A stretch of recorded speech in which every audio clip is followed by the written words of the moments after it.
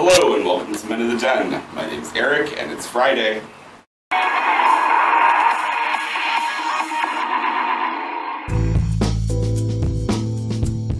This week on the Den is Q&A week, and I apologize for being a little bit late. I've been living it up in sunny Orlando, Florida, where we are currently at Tidal Wave. I'm here with Greg, Derek, Aaron, Chris, and a whole slew of other people from various different places. And it's been really quite exciting. I don't know if you can tell, but I've gotten quite a bit of sun already. I'm trying, this is being Friday, the beginning of the big weekend, trying to stay out of the sun a little bit today to try to let this cool off a bit. So I'm going to be out here on the patio answering your questions. And let's get started. David asks, what is the best way that you can say to your friends and family that you love men? I don't know that there's any particularly best way. I think that if you start by dropping some hints, that might be a way to kind of gauge how well a deeper conversation will go. Oftentimes with family and friends, I've found that people already have a sense that you're gay, so it's not really a huge deal, unless there's a complicating factor like religious views, political views, etc. So overall, if you have a sense of what your family's leanings may be, then you can just come right out and say it if you feel comfortable doing so. But like I said, it's all very case-by-case basis, so I couldn't really tell you exactly. Chester Beltowski asks, two-part question, favorite vacation you have ever been on, and what made it so special? My favorite vacation that I ever went on was a 3-stop tour of Asia. I went to Tokyo for a week, I went to Wuhan, China for a week, and I went to Bangkok, Thailand for a week. And while I was in Tokyo, I was going to be going to the Tokyo Anime Fair 10th anniversary, I believe it was. Maybe, I don't remember which one it was actually, but I was going to go to the Tokyo Anime Fair, and I was going to help work at the Otakon booth because I was friends with the current president of Otakon at the time. But there was a nuclear reactor meltdown at Fukushima, so Tokyo was kind of under rolling blackouts and lockdown. So it was not quite the same experience, but I had a really good time in Tokyo nevertheless. Then I flew to Wuhan, China, and I had the opportunity to lecture at a Chinese university, Wuhan University School of Information Management, and I spoke to the students there about public libraries in the United States, and they were completely fascinated with it. The fact that we do literacy services was in itself a shocking kind of revelation.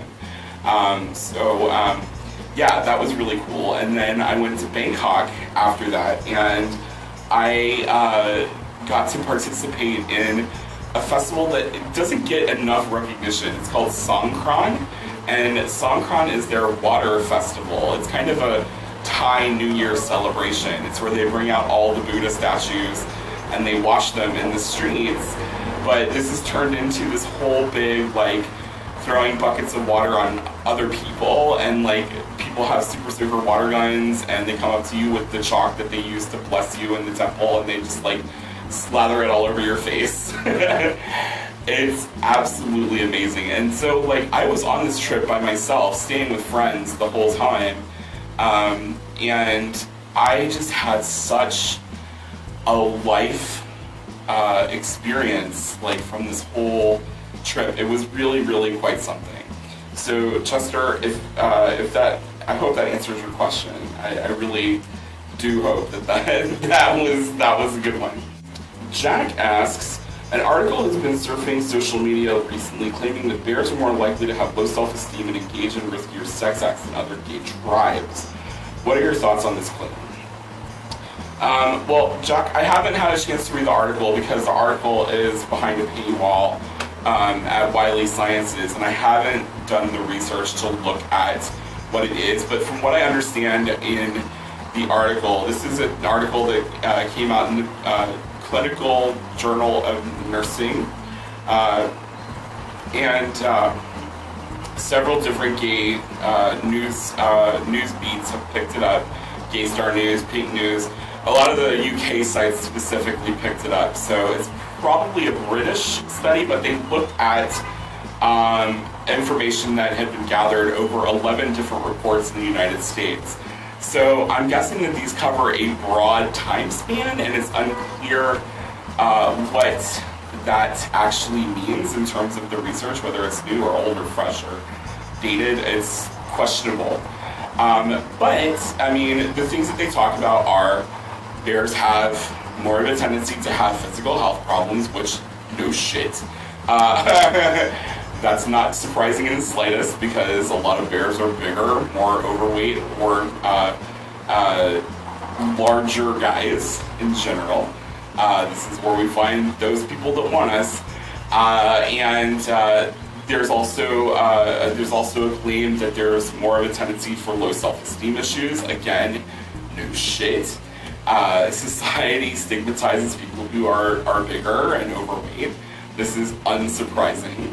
But then they get into the question of having riskier sex habits, and so that's something that I'm not sure I could gauge against other classes of gay men to determine whether or not that's more or less accurate. I want to know, like, I guess if there's maybe a subset that's slightly more kinky that could actually have more of like an overlap, or if there are like Venn diagrams of riskier sex habits like among different qualifying groups. So like, are twinks more likely to engage in oral sex versus anal sex, or are bears more likely to engage in things that, you know, that maybe are more on like the spectrum of leather and kink and BDSM? So I don't know what the answer to that is. I think from my personal experience that a lot of people in the bear community are very well informed sexually, and even though they may make choices that may seem riskier in general, maybe they do, maybe they don't. If there is such a correlation there, I think that it's coming from a place of not necessarily tied to that low self-esteem body shape, but like finally actually being able to get into having sex. So yeah, I don't know. I think that the research needs to be looked at. I think that article, once I find it, I will probably do a follow-up on that.